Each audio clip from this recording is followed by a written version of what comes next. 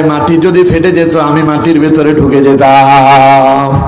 আর আমার নবী সিজদায় পড়ে উম্মতের জন্য কাঁদবেন আর বলবেন রব্বি হাবলি উম্মতি। আল্লাহু আকবার। হে আমার রব, আমার উম্মত, আমার উম্মত। আল্লাহ বলবেন উম্মতের কি হয়েছে, বিপদে পড়ছে, অনুমতি দিলাম সুপারিশ করার, আপনি আপনার উম্মতদেরকে বাছাই করে আমার কাছে নিয়ে আসেন, আমি অনুমতি দিলাম তাদেরকে নিয়ে জান্নাতে চলে যান। পড়েন সুবহানাল্লাহ। এই জন্য নেতা বানাতে হবে রাসূলুল্লাহকে। নেতা বানাতে হবে কাকে?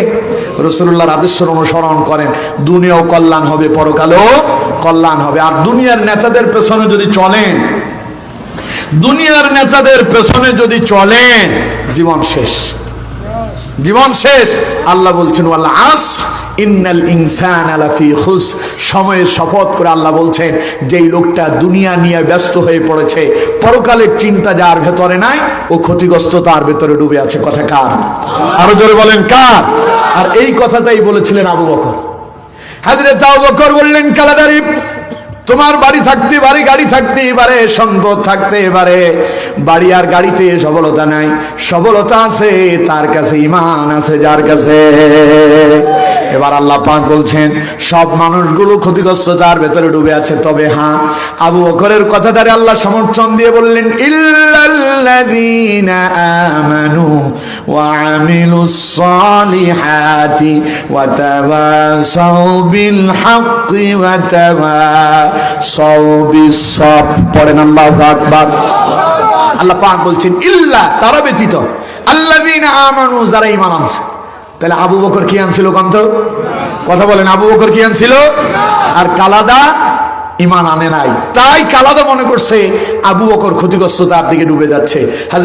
আল্লাহুম্মা সাল্লি আলা সাইয়্যিদিনা মাওলানা মুহাম্মদ ওয়া আলা আলি سيدنا مولانا محمد بلغ العلا بكماله كشف الدجى بجماله حسنت جميع خصاله صلوا عليه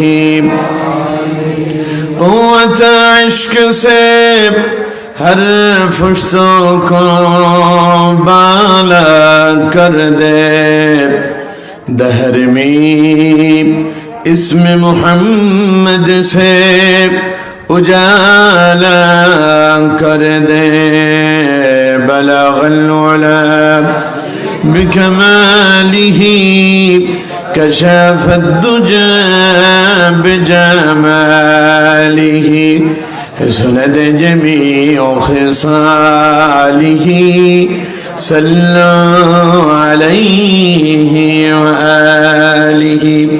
আলহামদুলিল্লাহ, বাংলাদেশের ঐতিহ্যবাহী জেলা কক্সবাজার জেলার অন্তর্গত চকরি উপজেলাধীন ডুলাহাজারা ইউনিয়নে অবস্থিত রংমহল ইসলামী যুব কল্যাণ পরিষদের উদ্যোগে আয়োজিত আজকের 29তম ঐতিহাসিক সিরাতুন নবী সাল্লাল্লাহু আলাইহি ওয়াসাল্লাম মাহফিলের সম্মানিত সুযোগ্য সভাপতি, বিশিষ্ট আলেমে দ্বীন হযরত মাওলানা আকওয়াম সাদেক সাহেব এবং আরো উপস্থিত আছেন বিশিষ্ট আলেমে দ্বীন হযরত মাওলানা গিয়াসউদ্দিন সাহেব, কথা বলেছেন হযরত মাওলানা ইমাম জাফর সাহেব এবং হযরত মাওলানা সালেম আজিজ সাহেব। যতজন কথা বলেছেন আপনারা যারা শুনেছেন, আল্লাহ তাআলা তাদের বলা এবং আপনাদের শোনাগুলোকে কবুল আর মঞ্জুর করুন। আমরা পড়ি আমিন। মঞ্চ উপবিষ্ট বিভিন্ন স্তরে বিভিন্ন পর্যায়ে দাওয়াতি মেহমানবৃন্দ, হযরত উলামায়ে কেরাম, আমার সামনে উপস্থিত দূর দূরান্ত থেকে আগত কোরআন প্রেমিক, ইসলাম প্রেমিক, মুসল্লিয়ানে কেরাম, মুরব্বিয়ানে আযম, যুবক ভাইরা, পদ্মার অন্তরালের সম্মানিতা শ্রদ্ধেয়া সর্বগুণে গুণান্বিতা মুমিনা মা এবং বোনেরা, আলোচনার সূচনা লগ্নেতে আনুষ্ঠানিকতার মধ্য দিয়ে আমি আবারও আপনাদেরকে অন্তঃস্থল থেকে সালাম নিবেদন করছি। আসসালামু আলাইকুম ওয়া রাহমাতুল্লাহি ওয়া বারাকাতুহু। আপনারা সবাই কেমন আছেন? আলহামদুলিল্লাহ, আমিও ভালো আছি। আমাদেরকে যিনি ভালো রেখেছেন তিনি কে? আর একটু আওয়াজ দিয়ে বলেন, তিনি কে? তিনি সে আল্লাহ, যিনি বিশাল আকাশ এবং বিস্তীর্ণ এই জমিনের মালিক, যিনি সাগর মহাসাগরের মালিক, যিনি কুল কায়নাতের মালিক, যিনি জান্নাত জাহান্নামের মালিক, যিনি আরশে আজিমের মালিক। সে আমাদের রব, আমাদের মুনিব, আমাদের স্রষ্টা, যিনি আমাদেরকে হাজারো ব্যস্ততা, হাজারো ব্যাকুলতা থেকে বিরত করে অসংখ্য অগণিত মানুষের ভেতর থেকে বাছাই করে এই প্রচন্ড শীতকে উপেক্ষা করে কোরআনুল কারীমের ময়দানে আমাদেরকে কবুল করেছেন। সে মহান মুনিবের প্রতি অন্তঃস্থল থেকে সুজুদ এবং শুকর গুজার হচ্ছি। সকলে চিৎকার মেরে মুহাব্বতের সাথে পড়ছি আলহামদুলিল্লাহ। আরেকটু আওয়াজ দিয়ে পড়েন আলহামদুলিল্লাহ। পড়েন রব্বানা লাকাল হামদ হামদান কাসীরান طيبا مباركا فيه يا ربي لك الحمد كما ينبغي لجلال وجهك وعظيم سلطانك। সবাই পড়েন লা ইলাহা ইল্লাল্লাহু ওয়াহদাহু লা শারীকা লাহু লাহুল মুলকু ওয়া লাহুল হামদু ওয়া হুয়া আলা কুল্লি শাইইন কাদির। পড়েন আলহামদুলিল্লাহ। আমরা আমাদের মুনিবের শেখানো ভাষায় তার প্রশংসা আদায় করে নিয়েছি। লম্বা ভূমিকা দিয়ে সময় নষ্ট করব না, আসুন ডাইরেক্ট কোরআনুল কারীমের আলোচনায় প্রবেশ করি। একটি পরিচিত সূরা থেকে তিলাওয়াত করব। আশা করি আপনারা সকলে আমার সঙ্গে তিলাওয়াত করতে পারবেন ইনশাআল্লাহ। বিতাড়িত শয়তানের ওয়াসওয়াসা থেকে পানা আছে পরম করুণাময় আল্লাহ পাকের নামে শুরু করি। যারা পারেন আমার সঙ্গে ঠোঁটে ঠোঁট মিলায়া বলুন, আউযু বিল্লাহি মিনাশ শাইতানির রাজীম। বিসমিল্লাহির রাহমানির রাহিম। والعصر إن الإنسان لفي خسر إلا الذين آمنوا وعملوا الصالحات وتواصوا بالحق وتواصوا بالصبر صدق الله العظيم। পারেন না সূরাটা আপনারা? কথা পাইলাম, পারেন না? আসর মানে ওয়াক্ত অথবা সময়। সূরাটি কোরআনুল কারীমের ক্রমিক নং অনুযায়ী 103 নম্বর সূরা। এই সূরাতে টোটাল আয়াত আছে 3টা, রুকু আছে 1টা। সূরাটি নবী করিম সাল্লাল্লাহু আলাইহি ওয়াসাল্লামের মক্কার জিন্দেগিতে অবতীর্ণ হয়েছে বিদায় এটাকে মাক্কি সূরা বলা হয়। আমি আশা করছি আপনারা অত্যন্ত মনোযোগ দিয়ে আমার আলোচনাগুলো শ্রবণ করছেন, ঠিক কিনা? সবাই বলেন ঠিক কিনা? আমি আপনাদেরকে একটু পরীক্ষা করে দেখতে চাই মনোযোগ আপনাদের ঠিক আছে নাকি। আমি যে সূরা থেকে তিলাওয়াত করেছি সূরার নাম, সবাই বলেন সূরার নাম সূরা আসর। এই সূরাতে আয়াত আছে কত বললাম? সূরাটি নবী করিম সাল্লাল্লাহু আলাইহি ওয়াসাল্লামের মদিনার জিন্দেগিতে অবতীর্ণ হয়েছে বিদায় এটাকে মাদানী সূরা বলা হয়। হ্যাঁ কি মাক্কি? তার মানে হুশ ঠিক আছে? পড়েন আলহামদুলিল্লাহ। এটি রাসূলুল্লাহর জিন্দেগিতে মক্কার জিন্দেগিতে অবতীর্ণ হয়েছে বিদায় এটাকে মাক্কি সূরা বলা হয়। প্রিয় ভাই সাহেব, কোরআনুল কারীমের ভেতরে সর্বকনিষ্ঠ ছোট সূরার ভেতরে এটি একটি। এর চাইতে আরো ছোট একটি সূরা আছে, ওই সূরার নাম হচ্ছে সূরা কাউসার। আমার বন্ধুগণ, সূরাটি যদিও ছোট, কিন্তু এর মর্যাদা, এর তাৎপর্য অনেক বড়, বিশাল, ব্যাপক। পড়েন সুবহানাল্লাহ। প্রথমে সূরার মর্যাদা সম্পর্কে শুনবো, তারপরে এই সূরার শানে নজুল শুনবো, এরপরে এই সূরার উপরে বিস্তারিত কিছু আলোচনা শুনেই দোয়া মুনাজাত করে তারপরে আমরা বিদায় নেব ইনশাআল্লাহ। ওয়া মা তাওফীকি ইল্লা বিল্লাহ, সুবহানাকা লা ইলমা লানা ইল্লা মা আল্লামতানা ইন্নাকা আনতাল আলিমুল হাকীম। সকলে মুহাব্বতের সাথে বলেন আমিন। সূরার মর্যাদাটা হলো এই, ইমাম শাফি রাহমাতুল্লাহি আলাইহি এই ছোট্ট সূরা সূরা আল আসরের ব্যাপারে বলেছেন, আল্লাহর কোন বান্দা যদি জীবনটারে সফলতায় পরিপূর্ণ করতে চায়, দুনিয়ার জীবন এবং পরকালীন জীবনে যদি কল্যাণ পেতে চায়, এই ছোট্ট সূরা সূরা আল আসর, এই সূরাটাকে জেনে বুঝে এবং এর উপরে যদি জীবন পরিচালনা করতে পারে, তার এই গোটা জীবনটা সফলতার জন্য এই ছোট্ট সূরাটাই যথেষ্ট।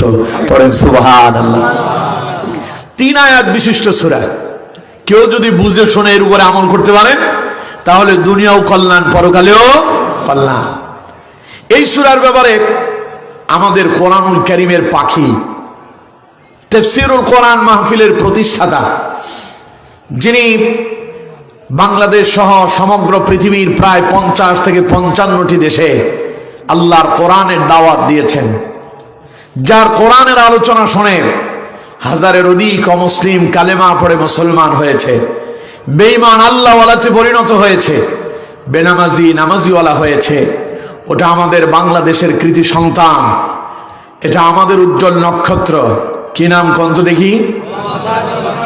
আলহামদুলিল্লাহ, আল্লামা দেলোয়ার হোসেন সাইদি রহমতুল্লাহি আলাইহি। এই সূরা নিয়ে আমাদের সাইদি সাহেব একটা দারুণ, তিনি এর সপক্ষে একটি উক্তি, তার একটি মত পেশ করেছেন। আল্লামা সাইদি বলছেন, আমার মনে হয়েছে কোরআনুল কারীম একটি মহাসমুদ্র, আর সেই মহাসমুদ্রের ভেতরে সূরা আল আসর এটি যেন একটি ঝিনুকের মতো। গোটা মহাসমুদ্রের ভেতরে মৎস্যকুল, প্রাণীকুলের ভেতরে যা কিছু আছে, আল্লাহ তাআলা মনে হয় যেন ধরে ধরে সমুদ্রের সব থেকে একটা একটা করে ওই ছোট্ট ঝিনুক তথা কোরআনুল কারীমের ভেতরে যা আছে সব থেকে একটু একটু করে এনে সূরা আল আসরের ভেতরে যেন আল্লাহ পাক পুরোটাই ঢুকায় দিয়েছেন। পড়েন সুবহানাল্লাহ। আল্লামা সাইদি যে এই কথাটা বললেন, এই কথাটা সত্য না মিথ্যা? আরো জোরে বলেন, সত্য না মিথ্যা? এটার সত্যতা প্রমাণের জন্য তার তাফসীর মাহফিলের দিকে তাকালেই দেখা যায়। 1998 সাল চট্টগ্রামের পেরেড ময়দানে আল্লামা সাইদি যখন এই সূরার তাফসীর করেছেন, 5 দিন ব্যাপী তাফসীরুল কোরআন মাহফিলে এই সূরা আল আসর থেকে তিনি তাফসীর করলেন। তার এই সূরার তাফসীর শুনে ওই মুহূর্তে, ওই দিন 34 জন অমুসলিম কালেমা পড়ে মুসলমান হয়েছে। বলেন সুবহানাল্লাহ। আর ইসলাম যার হাতে আছে তিনি কে? ওইটার একটা সুইচ আছে, ওইখান থেকে সুইচ অন করা হয়েছে। যতক্ষণ সেখানে বন্ধ না হবে ততক্ষণ এটা বন্ধ করা যাবে না। কোরআনুল কারীমে আল্লাহ পাক বলছেন, ইউরিদুনা লিইউতফিউ নূরাল্লাহি বিআফওয়াহিহিম ওয়াল্লাহু মুতিম্মু নূরিহি ওয়ালাউ কারিহাল কাফিরুন। আল্লাহ পাক বলছেন, কাফেররা আল্লাহর কোরআনের এই আলোকে তারা ফু দিয়া নিভায়া দিতে চায়। আল্লাহ পাক বলেন, নবী আপনি তাদেরকে শোনায়া দেন, ওয়াল্লাহু মুতিম্মু নূরিহি, তারা এই কোরআনের আলোকে, ইসলামের আলোকে নিভায়া দেওয়ার জন্য যত ফু দেবে, ইসলাম তত আরো আলোকিত হয়ে যাবে। সুবহানাল্লাহ। বাড়ি থেকে বলেন। সুতরাং জালেমরা ইসলামের আলোকে ফু দিয়া নিভায়া দিতে চায়, আল্লাহকে এটা ফু দিলে নিববে না, বরং আরো আলোকিত হবে। পড়েন সুবহানাল্লাহ। সুতরাং আমার বন্ধুগণ, আমাদের কোরআনের পাখি আল্লামা সাইদি সূরার ব্যাপারে তিনি উক্তি পেশ করলেন যে আমার কাছে মনে হচ্ছে এটা কোরআন একটা মহাসমুদ্র, আর সেই মহাসমুদ্রের ভেতরে সূরা ওয়াল আস এটা যেন একটা ঝিনুকের মতো। আমার মনে হচ্ছে সমুদ্রের ভেতরে একটা ঝিনুকের ভেতরে আল্লাহ তাআলা গোটা সমুদ্রের যত কথা আছে, অর্থাৎ কোরআনুল কারীমের যত কথা আছে সবগুলো যেন এই সূরা ওয়াল আসরের ভেতরে আল্লাহ পাক ঢুকিয়ে দিয়েছেন। পড়েন সুবহানাল্লাহ। সুতরাং জীবনের সফলতার জন্য দুনিয়া এবং পরকালে, এখানে কোনো কথা চলবে না, কে কথা বলে, পরকালীন জীবন এবং দুনিয়ার জীবনে সফলতার জন্য ছোট্ট সূরাটাই যথেষ্ট। যেই সূরাটা গোটা জীবনটার সফলতা দিয়ে পরিপূর্ণ করতে পারে ওই সূরার নাম, কথা কয় না, সূরার নাম সূরা আসর। সূরার নাম কি মনে থাকবে তো? সবাই বলেন মনে থাকবে তো? এবার আসুন এই সূরার শানে নজুল, সূরা অবতীর্ণ হওয়ার একটা কারণ তো আছে। কোরআনুল কারীমের ভিতরে আয়াত আছে কতটা? 6666। এই নিয়ে অনেক মতভেদ আছে, কেউ বলেছেন আরো কম, কেউ বলেছেন আরো বেশি। যে যাই বলুক, আমরা ধরে নিলাম 6666 আয়াত। সূরা আছে কতটা? 114টা। কোরআনুল কারীমের এই 114 সূরা এবং কোরআনুল কারীমের 6666 আয়াতের ভেতরে এমন কোন একটি আয়াত কি এমন আছে যে যেটা আল্লাহ খামোখা নাজিল করছেন? আছে কি? গোটা কোরআনুল কারীম নাজিলের পেছনে প্রত্যেকটা আয়াত এবং প্রত্যেকটা সূরা নাজিলের পেছনে একটা প্রেক্ষাপট আছে। কোরআনের ভাষায় এটাকে বলা হয় শানে নজুল, আর বাংলা ভাষায় বললে প্রেক্ষাপট। হযরত আবু বকর সিদ্দিক রাদিয়াল্লাহু তাআলা আনহু যখন ইসলাম কবুল করলেন, নবী করিম সাল্লাল্লাহু আলাইহি ওয়াসাল্লামকে কোন ধরনের প্রশ্ন ছাড়া ডাইরেক্ট শুনেছেন মুহাম্মদ সাল্লাল্লাহু আলাইহি সাল্লাম তিনি নবুয়তের দাবিদার, তিনি নবুয়তের দাবি করছেন। এই কথা শুনেই আবু বকর সিদ্দিক রাদিয়াল্লাহু তাআলা আনহু ঈমান কবুল করেছেন। পড়েন সুবহানাল্লাহ। চারজন সাহাবী কোন ধরনের প্রশ্ন ছাড়া, কোন দ্বিধাবোধ ছাড়া ঈমান কবুল করেছিলেন। কয়জন? সবাই বলেন কয়জন? একজন হচ্ছেন হযরতে মা খাদিজাতুল কুবরা আত-তাহিরা রাদিয়াল্লাহু তাআলা আনহা। দুই নাম্বার জাহরা রাদিয়াল্লাহু তাআলা আনহা স্বামী রাসূলুল্লাহর জামাতা হযরত আলী ইবনে আবি তালিব রাদিয়াল্লাহু তাআলা আনহু। আর চার নাম্বার রাসূলুল্লাহর সহপাঠী হযরত আবু বকর সিদ্দিক রাদিয়াল্লাহু তাআলা আনহু। কয়জন হলো? মনে থাকবে তো এটা? আবু বকর ছিলেন মক্কার একজন ধনাঢ্যমান ব্যক্তি, বিশাল প্রভাবশালী ব্যক্তি ছিলেন, যার অনেক সম্পদ ছিল। তিনি একজন প্রভাবশালী ব্যবসায়ী ছিলেন। ঈমান কবুল করার পরে হযরত আবু বকর আর ব্যবসার প্রতি তার কোনো মনোযোগ নাই। মনে হয় যে ব্যবসার কথা তিনি ভুলেই গেলেন, সারা সময় রাসূলুল্লাহর পিছনে অতিবাহিত করতে লাগলেন। পড়েন সুবহানাল্লাহ। এই রাসূলকে চিনলো যারা, কিনলো তারা। কবুল করতে পারে না, যারে তারে আল্লাহ পছন্দও করে না। আল্লাহ যারে পছন্দ করেন, ও যদি বিলালের মতো কালো মানুষ হয়, ওরে আল্লাহ মসজিদে নববীর মুয়াজ্জিন বানায়। ঠিক না? সুতরাং আমার বন্ধুগণ, হযরত আবু বকরকে আল্লাহ পাক এমন ভাবে কবুল করলেন, হযরত আবু বকর রাসূলুল্লাহকে পেয়ে নিজের ব্যবসার কথাই ভুলে গেল, দুনিয়া দাঁড়িয়ে ভুলে গেল। এমন অবস্থা হয়ে গেল হযরত আবু বকর তার ব্যবসা প্রতিষ্ঠানে আর যান না, সারা সময় নবীর পেছনে অতিবাহিত করতেছেন। হযরত আবু বকরের একজন সহপাঠী ছিল, নাম হলো কালাদা। কালাদা একদিন হযরত আবু বকরের সঙ্গে রাস্তায় আকস্মিক দেখা হয়ে গেল। কালাদা আবু বকরকে দেখে জিজ্ঞাসা করলেন, আবু বকরের ঘটনা কি? আমি দীর্ঘ সময় ধরে লক্ষ্য করেছি, এখন তুমি আর তোমার ব্যবসা বাণিজ্যতে যাও না, তোমাকে ধর্মেও দেখা যায় না, কর্মেও দেখা যায় না। আবু বকর, আমি লক্ষ্য করতেছি এইভাবে যদি চলতে থাকো তুমি তো দারুণ লোকসানের দিকেই ধাবিত হয়ে যাবে। তুমি তো লোকসানের দিকে যাচ্ছ, ক্ষতিগ্রস্ততার দিকে যাচ্ছ, তোমার জীবনটা তো বিফল হয়ে যাচ্ছে। হযরত আবু বকর বললেন, তাই নাকি কালাদা? ও কালাদা, শুনে রাখো, তুমি মনে করছো সম্পদের মাঝে সফলতা আছে? হযরত আবু বকর বললেন, কালাদা রে, আমি ঈমান কবুল করেছি, আমি ইসলাম কবুল করে নিয়েছি। ঈমান কবুল করার পরে আমার জীবনে কোনো লোকসান আমি দেখতে পাই না। আমি যদি কাউকে হাসি মুখে যদি কথাও বলি, আল্লাহ নবী বলেছেন আমার আমল নামায় আল্লাহ পাক সদকার সওয়াব লিপিবদ্ধ করে দেন। সুবহানাল্লাহ বলেন না?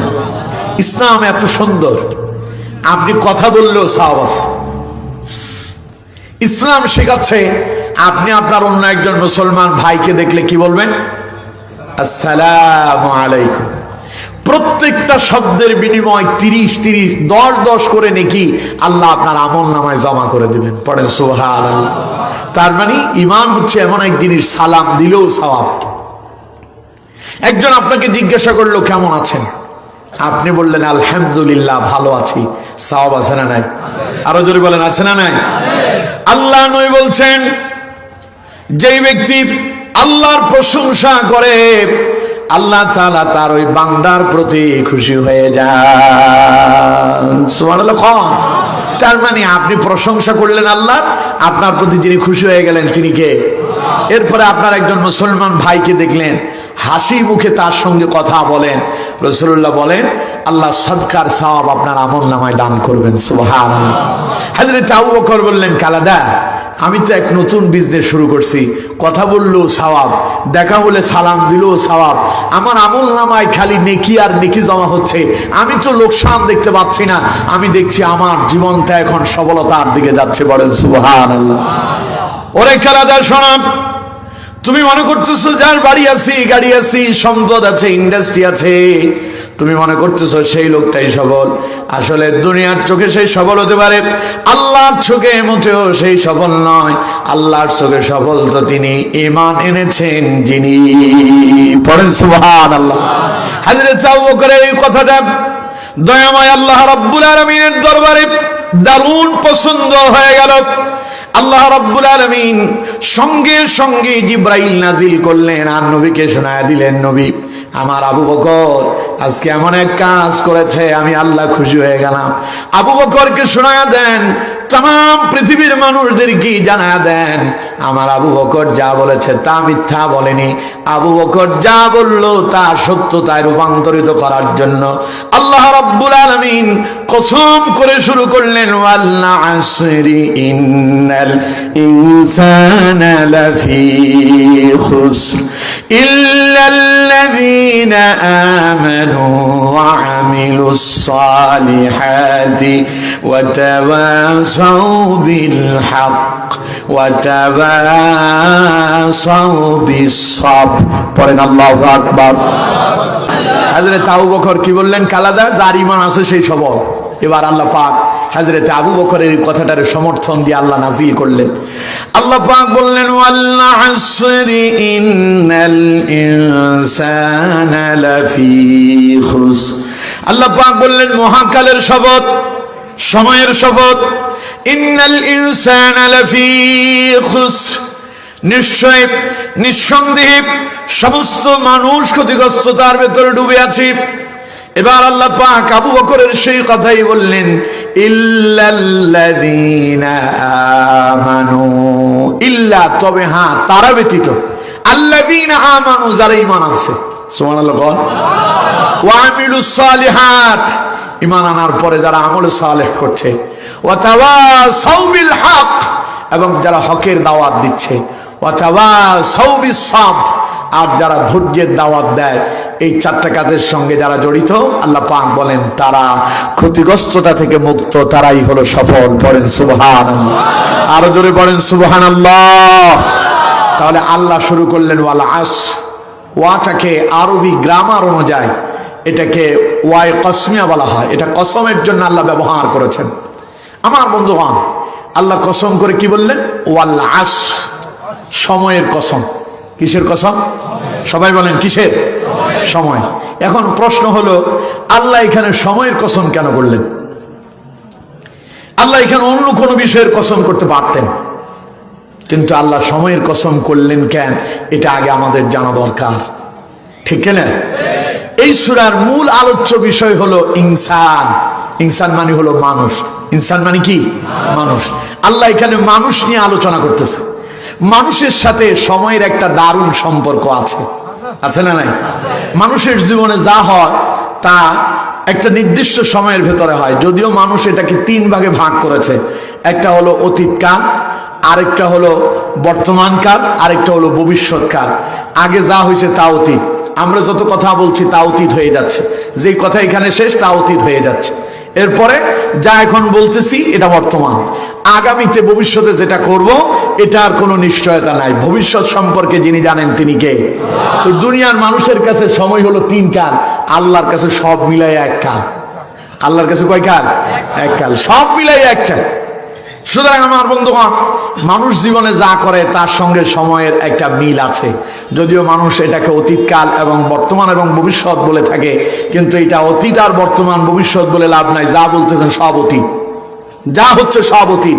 আপনি এখন মরে যাবেন, আপনার জীবনটা অতীত হয়ে যাবে, ঠিক কিনা? কথা বলেন না কেন, ঠিক কিনা? এখন মানুষের সাথে সময়ের সম্পর্কটা কি তা আগে আমাদেরকে জানা দরকার, জানতে হবে সময়ের সাথে মানুষের সম্পর্ক কেমন। আমার বন্ধুগণ, হযরত ইমাম রাজি রহমতুল্লাহি আলাইহি তিনি এই সূরার তাফসীর করতে গিয়ে একজন মনীষী ব্যক্তির একটা উদ্ধৃতি নিয়ে এসেছেন, একজন বুজুর্গ ব্যক্তি এই সূরা ওয়াল আসরের তাফসীর বুঝতে তার অসুবিধা হচ্ছিল যে আল্লাহ পাক কেন বললেন ওয়াল আসর, সময়ের শপথ আল্লাহ কেন করলেন, তিনি এটা বুঝতে পারতেছিলেন না। ওই বুজুর্গ ব্যক্তি বলছি, দীর্ঘ সময় পর্যন্ত আমি চিন্তা করতে লাগলাম কেন আল্লাহ পাক সময়ের কসম করলেন। তিনি বুঝতে অসুবিধা হয়ে যাচ্ছে, তাফসীর তিনি বুঝতে পারছিলেন না। হঠাৎ তিনি একদিন বাজারে গেলেন। বাজারে যাওয়ার পর আকস্মিক তিনি শুনতে পেলেন বাজারের কোনো এক মাথা থেকে একজন মানুষ চিল্লায় চিল্লায় বলতেছে, ওই ব্যক্তির প্রতি রহম করো, ওই ব্যক্তির প্রতি তোমরা দয়া করো যার পুঁজি গলে যায়, যার সম্পদ গলে গলে শেষ হয়ে যায়। ওই বুজুর্গ ব্যক্তি বলল যে কোন মানুষ এইভাবে চিল্লায় চিল্লায় বলতেছে তার প্রতি রহম করার জন্য, মানুষটাকে একটু দেখা দরকার। বুজুর্গ লোকটা চলে গেল, কাছে গিয়ে দেখে একজন বরফ বিক্রেতা বরফ বিক্রি করতেছে। আকাশের সূর্যের আলোয়, সূর্যের তাপে তার বরফগুলো গলে গলে পানি হয়ে যাচ্ছে। আচ্ছা কন্ত, বরফ যদি পানি হয়, কেউ ওই বরফ গলা পানি তার কিনে নিয়ে বাড়িতে নিয়ে যাবে কি? কথা কয় না, নিয়ে যাবে কি?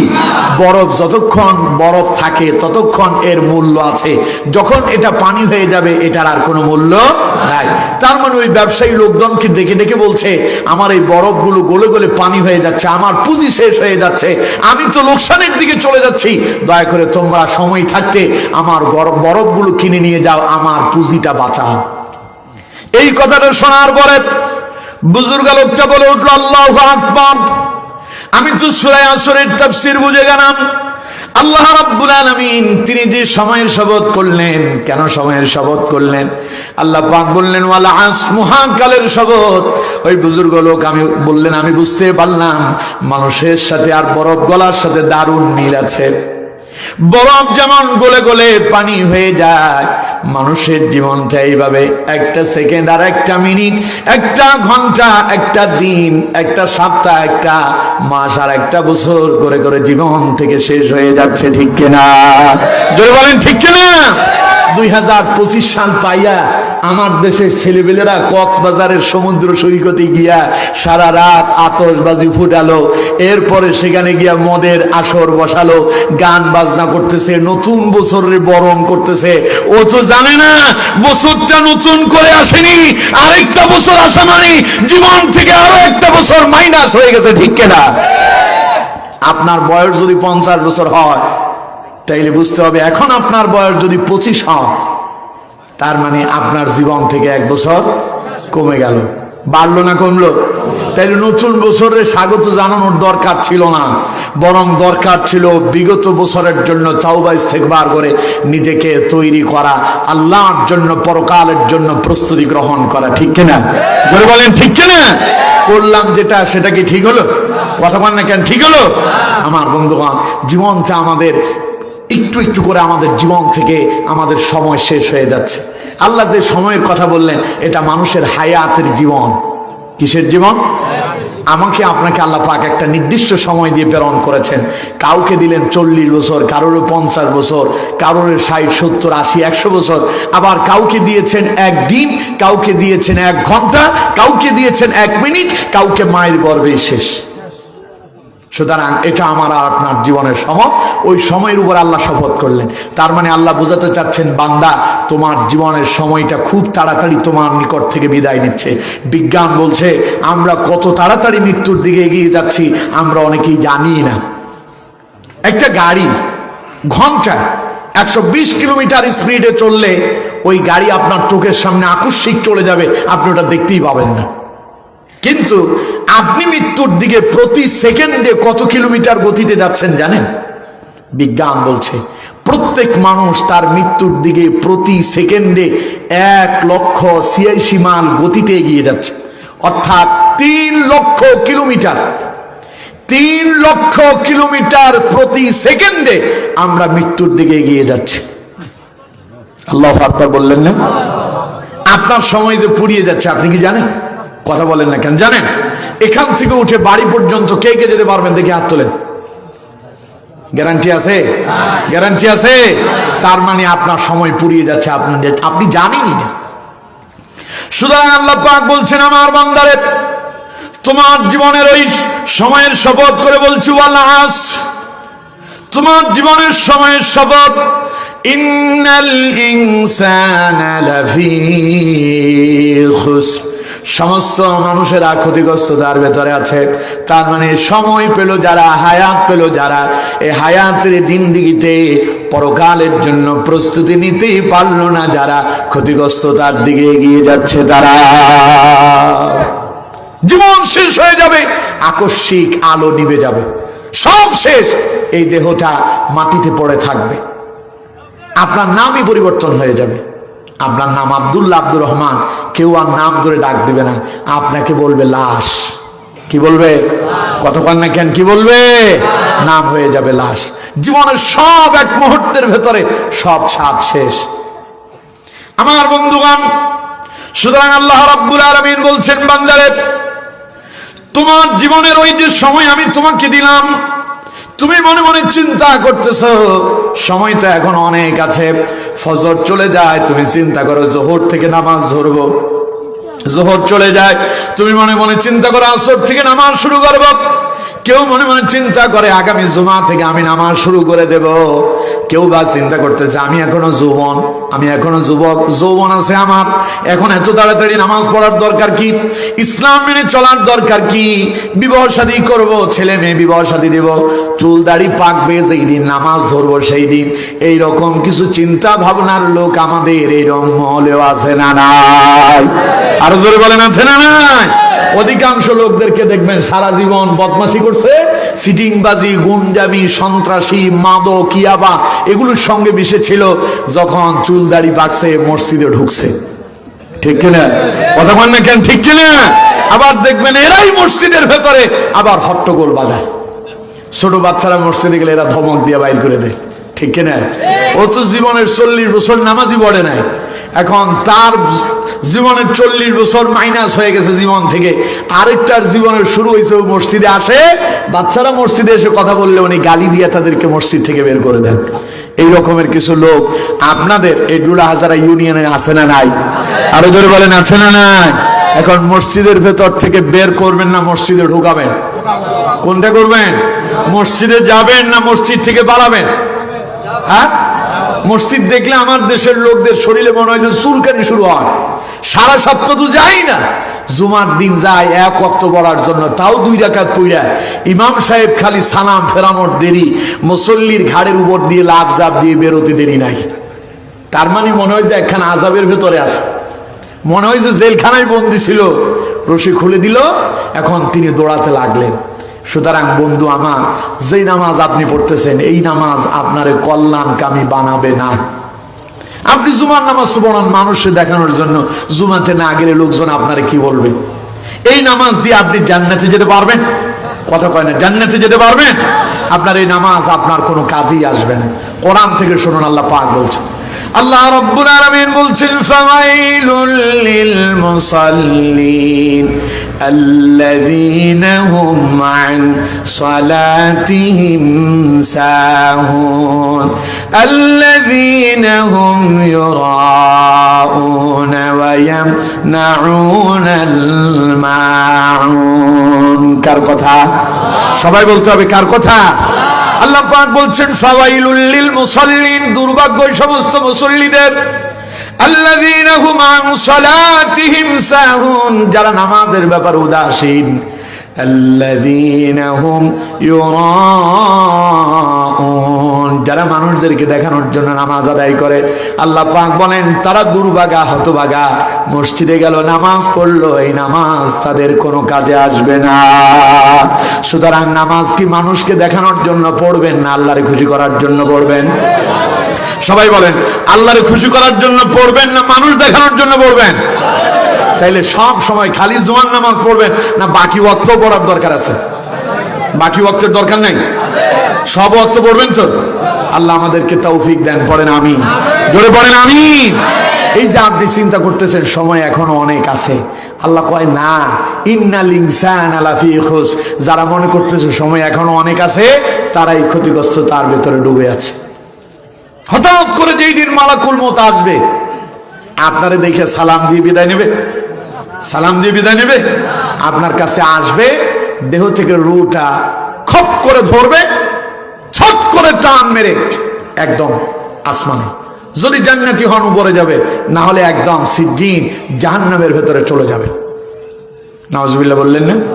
সুতরাং বন্ধু আমার, আপনার চিন্তা ভাবনা কি? কি ভাবতেছেন আপনি? আপনি মনে করতেছেন অনেক দিন বেঁচে থাকবেন, কোনো গ্যারান্টি নাই, জীবনের কোনো গ্যারান্টি নাই। যে কোনো মুহূর্তেই মালাকুল মউত আসবে, যে কোনো মুহূর্তেই মালাকুল মউত আসবে। এজন্য আমার বন্ধুগণ, সময় থাকতেই সময়ের মূল্যায়ন করতে হবে। কে বলেছেন? আরো জোরে বলেন কে? এবার দেখুন, যারা এখনো মনে করতেছেন আরো অনেক সময় আছে, নামাজ পড়বো, কোরআন পড়বো, দিন মানবো আর কি, ইসলাম মানবো আর কি, তাদের যদি এই মুহূর্তে মৃত্যু হয়ে যায়, তাদের অবস্থা কেমন হবে? কোরআন থেকে শুনুন। ওই ক্ষতিগ্রস্ত লোক কারা? যাদের জীবন ক্ষতিগ্রস্ততার ভেতরে ডুবে আছে। আল্লাহ যে সময়ের কসম করে বললেন, ওয়াল আসর ইন্নাল ইনসানা লাফি খুস, নিশ্চয়ই, নিঃসন্দেহে, অবশ্যই সমস্ত মানুষ আছে ক্ষতিগ্রস্ততার ভেতরে। সেই ক্ষতিগ্রস্ত মানুষ কারা জানতে হবে আজকে আমাদেরকে, ঠিক কিনা? জোরে বলেন ঠিক কিনা? দেখুন, ক্ষতিগ্রস্ত মানুষদের কিয়ামতের দিনে জাহান্নামে যখন যাবে, তাদের আফসোস, আফসোসের কোনো শেষ থাকবে না। আল্লাহ রাব্বুল আলামিন বলছেন, মা সালাকাকুম ফি সাকার ক্বালু লাম নাকু মিনাল মুসাল্লিন ওয়া লাম নাকু নুতঈমুল মিসকিন ওয়া কুন্না নাখুযু মা'আল খাইদিন ওয়া কুন্না নুকাযযিবু বিয়াউমিদ্দিন حتى أتانا اليقين فما تنفعهم شفاعة الشافعين বলেন আল্লাহু আকবার। আল্লাহ রাব্বুল আলামিন বলছেন, দুনিয়ার হায়াতের জীবন পেয়ে সময়কে যারা কাজে লাগাতেই পারল না, ওরা যাবে সাকর নামক জাহান্নামের ভেতরে, তাদের স্থান হয়ে যাবে। ওই সাকর নামক জাহান্নামের ভেতরে তারা যখন যাবে, সাকরের ফেরেশতারা তাদেরকে প্রশ্ন করবে, মা সালাকাকুম ফি সাকর, কিরে তোরা জাহান্নামে এলি কেন, সাকর এলি কেন, এই জাহান্নামে এলি কেন? তখন তারা আফসোস করে বলবে, ক্বালু লাম নাকু মিনাল মুসাল্লিন, আরে আমরা তুই হতভাগা, আমরা তুই কপাল পড়া জাতি। প্রতিদিন দৈনিক 5 বার মুয়াজ্জিন আমাদেরকে ডেকেছিল, হাইয়া আলাস সালাহ, নামাজের দিকে আসো, হাইয়া আলাস সালাহ, নামাজের দিকে আসো।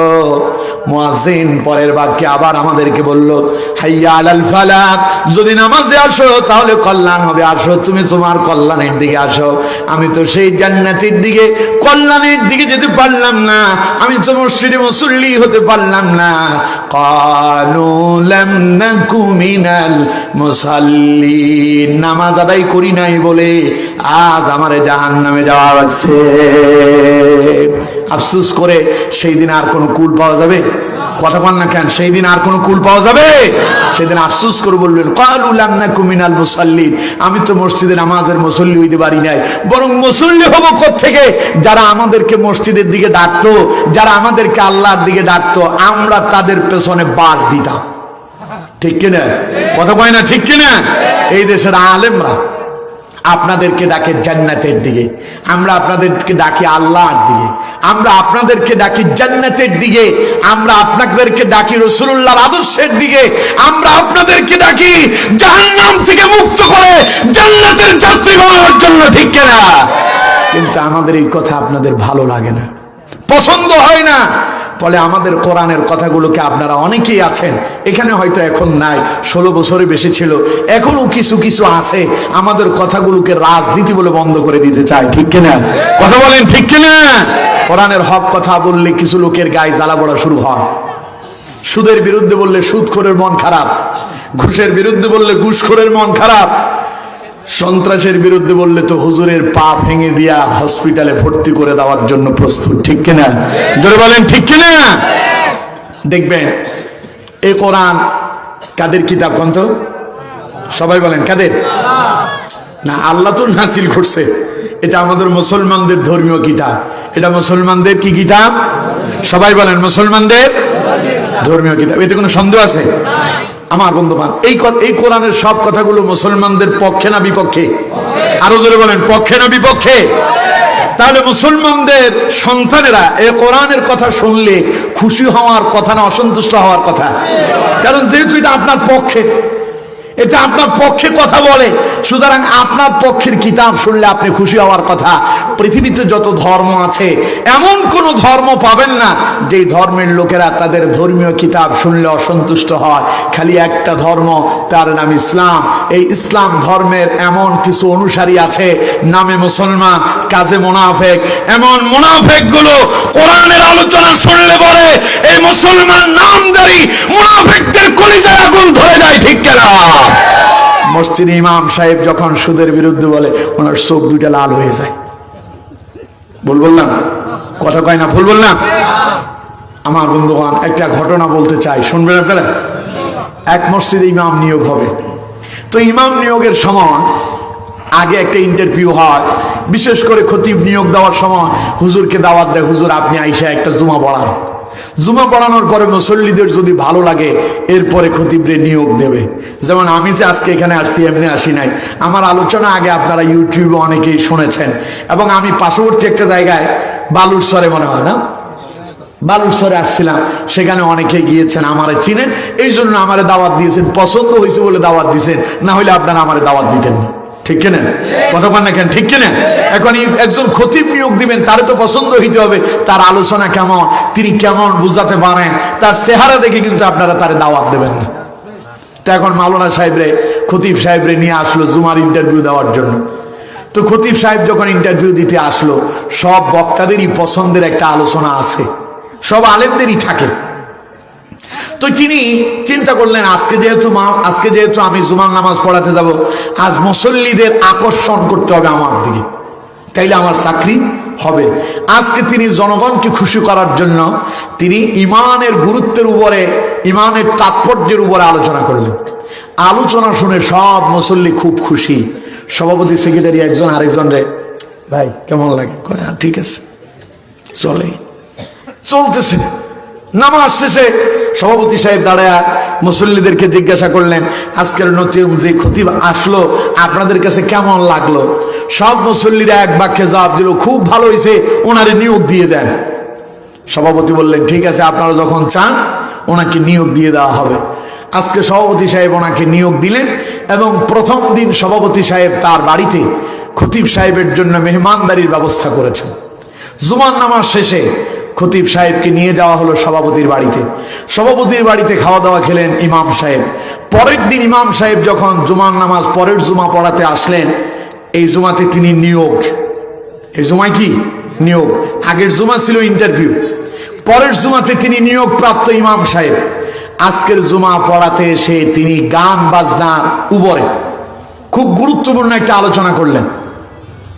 তিনি যখন আলোচনার বিষয়বস্তু বললেন, আজকে আমরা আলোচনা শুনবো গান বাজনা কেমন পাপ, এই কথা বলার সঙ্গে সঙ্গে সভাপতির কলিজায় দিল চাপ। সভাপতি চিন্তা করতেছে, বাপ রে বাপ, ইমাম করলো কি? গত জুমায় আমার বাড়িতে যখন ইমাম সাহেব ঢুকতেছিল, ঘরের ভেতর থেকে টেলিভিশনের আওয়াজ আসছে, হুজুর গান বাজনা শুনছে আজকের জুমা আমারে দিয়া শুরু করছে। সভাপতির মন কি খুব খারাপ, চিন্তা করতেছে মাওলানা সাহেব আমার বাড়িতে গান বাজনার আওয়াজ হয়েছে, আপনি শুনছেন, এই কথা বুঝি এখন মসজিদে আইসা মুসল্লিদের সামনে শুরু করছেন। ইমাম সাহেব আলোচনা করে, সভাপতি সাহেব মাথাটারে নিচের দিকে দিয়ে রাখছে, আজ আর সভাপতি সাহেব ইমাম সাহেবের চেহারার দিকে তাকায় না। গত জুমায় চোখ দিয়ে পানিও পড়ছে, এই জুমায় নিচের দিকে থাকে আর চোখ দুটারে ঠেরা করে দিয়ে, হ্যাঁ এমনি করে দেখে আর বলে, ইমাম ঘটনা কিন্তু ঠিক হইতেছে না, লাইন ঠিক করেন।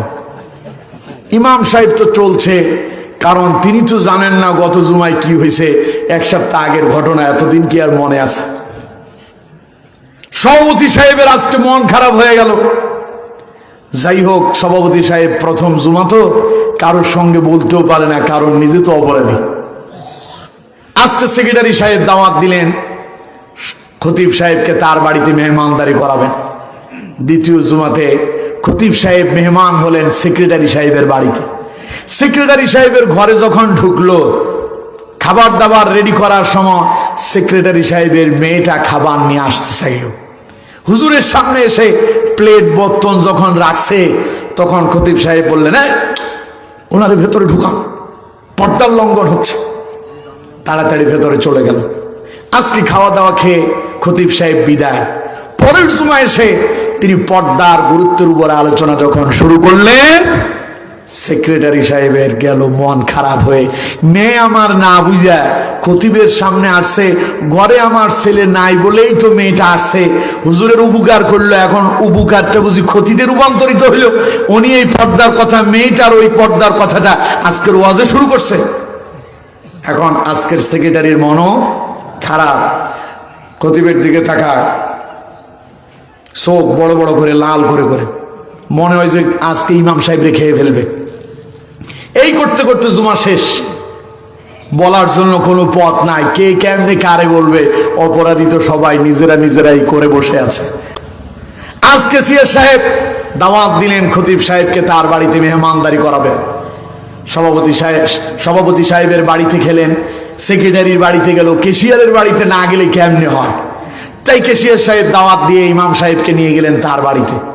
খাওয়া দাওয়া শেষ করে এসে পরের জুমাতে তিনি সুদের উপরে আলোচনা করতে শুরু করলেন।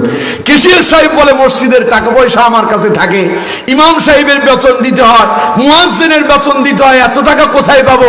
মাঝে মধ্যে যে ওয়াজ মাহফিল হয় কিছু টাকা জমা থাকে, ওগুলো আমরা ব্যাংকে রেখেছি, সেখান থেকে কিছু সুদ আছে, এটা এলাকার কে না জানে। খতিব সাহেব আপনি এই কথাগুলো মসজিদের মাইকে বলে আমার মান সম্মান নিয়ে টানাটানি শুরু করলেন। আমি যে সুদ খাই এটা কে না জানে। ক্যাশিয়ার সাহেবের মন খারাপ। জুমা গেল কয়টা? জোরে বলেন কয়টা? চতুর্থ জুমার সময় আজকের জুমা যখন শেষ হলো, সভাপতি সেক্রেটারি ক্যাশিয়ার তিনজন একসাথ হয়ে একজন আরেকজনের বলতেছে, স্যার জুমায় তো এক মাস হয়ে গেল, বলো তো দেখি আমাদের খতিব সাহেবের আলোচনা কেমন লাগতেছে। ক্যাশিয়ার সাহেব সবার আগে, কারণ একটু আগে তো ক্যাশিয়ার সাহেবের উপর দিয়ে গেছে ঘূর্ণিঝড়। ক্যাশিয়ার সাহেব বলতেছে যে আমার কাছে এত সুবিধা মনে হয় নাই, প্রথম জুমা যেমন লাগছে আসলে মনে হয় এমন না। সেক্রেটারি কয়, তাই নাকি? আমার কাছেও তো তাই মনে হয়েছে। এই কথা শোনার পরে সভাপতি কয়, তোমরা দুইজন যেই দলে, আমিও তো একই দলে, তার মানে এই ইমাম আর রাখা যাবে না, আগামী জুমাতে বেতন দিয়ে বিদায় দাও। এইরকম আমার দেশে প্রতি বছরে 2-4 জন মসজিদের খতিব বিদায় হয় কি হয় না? কথা বলেন, হয় কি হয় না? কেন হয়? ওই যে সভাপতির মন খারাপ হয়, ওয়াজ সভাপতির বিরুদ্ধে যায়, সেক্রেটারির মন খারাপ হয়, ওয়াজ সেক্রেটারির বিরুদ্ধে যায়, চেয়ারম্যান সাহেবের মন খারাপ হয়, চেয়ারম্যান সাহেবের বিরুদ্ধে যায়, কারণ গম চোরের বিরুদ্ধে ওয়াজ করলেই তো ওদের বিরুদ্ধেই যাবে। এই জন্য জালেমেরা আলেমদের চাকরি বন্ধ করে দিয়া ওদেরকে জেলখানায় বন্দী করে, ঠিক কিনা? কিয়ামতের দিন